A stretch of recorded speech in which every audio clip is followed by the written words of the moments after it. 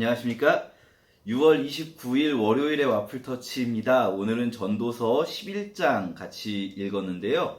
전도서 계속해서 세상에 우리가 알 수 없는 것이 너무 많다. 세상은 다 이해할 수 없다라는 것을 말씀하십니다. 이해할 수 없는 세상, 이해할 수 없는 하나님의 뜻 가운데에서 어떻게 살아야 하는가? 거기에 대한 대답은 그냥 열심히 살으라는 겁니다. 오늘 본문에서요, 이렇게 말씀하십니다. 하늘에 구름이 가득하면 비가 쏟아지고 나무가 남이나 북으로 쓰러지면 쓰러진 그대로 있다. 사람이 일하지 않으면 어떤 일들이 그냥 나무가 쓰러진 다음에 그건 그대로 있다는 겁니다. 구름이 가득하면 비가 오겠죠. 근데 그렇다고 해서 바람이 분다고 씨를 안 뿌리고 기다리는 사람은요, 결국은 씨를 뿌리지 못할 것이고요. 구름이 끼었다고 구름 꼈으니까 비 올 것 같아. 추수는 좀 비 지나가고 나서 하지. 이런 식으로 계속 미루면 그 사람은 추수를 결국 하지 못할 겁니다. 무슨 말이냐면요. 우리는 바람이 어떻게 불고 태아가 어떻게 자라는지 우린 다 알 수 없어요. 우리는 세상 일이 어떻게 앞으로 펼쳐질지 모릅니다. 미래는 완전한 미지의 영역이에요. 그냥 우리는 하는 겁니다. 바람이 좀 불지만 바람이 불다고 하더라도 씨를 뿌려야 될 거고요. 구름이 좀 많이 낀 것 같아서 비가 올 것 같더라도 추수할 때에는 추수를 해야겠죠. 이 핑계 저 핑계 대면서 아무 일도 하지 않을 수는 없는 겁니다. 김연아 선수가 그런 말을 했다고 하죠. 어떤 생각으로 열심히 그렇게 훈련을 하셨습니까? 어떻게 훈련을 해서 그렇게 훌륭한 성적을 거두게 됐습니까? 뭐 이런 식으로 물어봤을 때 그냥 하는 거죠. 뭐 이렇게 대답했다는 이야기를 들었습니다. 성경이 특히 이제 전도서 같은 경우에 그런 어떤 삶의 태도를 좀 말씀하는 것 같습니다.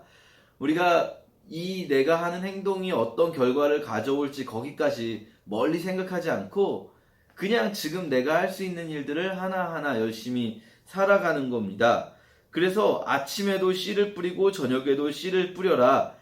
이것이 잘 자랄지 저것이 잘 자랄지 아니면 둘 다 잘 자랄지 알 수 없기 때문이다. 아침에 뿌린 씨가 잘 될지 저녁에 뿌린 씨가 잘 될지 알 수 없으니까 내가 그걸 알 때까지 나는 씨를 안 뿌리고 기다렸다가 완벽하게 알아내서 뿌릴 거야 이렇게 말하는 게 아니라 아침에도 뿌리고 저녁에도 뿌려라 하는 거죠.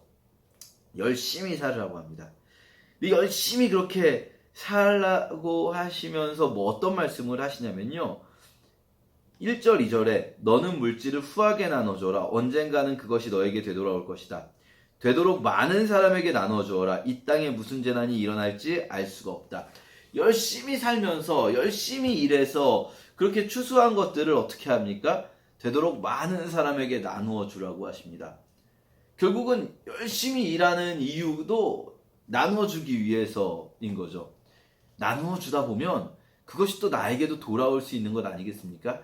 지금 어려운 누군가에게 내가 나눠줄 때 내가 어려울 때 그 사람이 나에게 돌려줄 수 있다는 것을 우리는 알 수 있습니다. 근데 이런 말씀이 있어요. 왜 이렇게 많은 사람에게 나눠줘야 하냐면 이 땅에 무슨 재난이 일어날지 알 수가 없다. 앞에서도 이야기했지만 세상이 어떻게 될지 모르거든요. 그러니까 이 땅에 무슨 재난이 일어날지 알 수 없으니까 많이 나눠주라는 거예요. 그런데 재밌는 건 뭐냐면요. 이 똑같은 생각, 이 땅에 어떤 재난이 일어날지 알 수 없다는 생각 때문에 어떤 사람들은 어떤 일이 일어날지 알 수 없으니까 지금 내가 잘 될 때 다른 어려운 사람들에게 나눠주자. 이렇게 생각하는 사람이 있는가 하면 정반대로 앞으로 어떤 일이 일어날지 모르니까 내가 나중에 어떤 재난을 당할지 모르니까 지금 내가 남을 도와줄 틈이 어디 있어. 지금 모을 수 있을 때 조금이라도 더 모아놔서 조금이라도 더 쌓아놔야지. 그래야지 나중에 내가 재난을 당했을 때 내가 지금 쌓아놓은 것으로 먹고 살 수 있을 거야. 이렇게 생각을 하게 되는 거죠. 결국은 생각해보면 우리가 다른 사람에게 나눠주지 못하는 그 마음의 장벽 중에 하나가 뭐냐면 이 미래의 불확실성 때문인 거죠. 앞날을 알 수 없다 보니까 우리가 어느 정도 지금 뭐 먹고 사는데 충분하게 있더라도 이걸로 안심이 되지 않는 거예요. 지금 요만큼으로 그래 지금은 먹고 살 수 있지만 나중에 무슨 일이 있을지 모르잖아. 그러니까 좀 더 쌓아놔야 돼.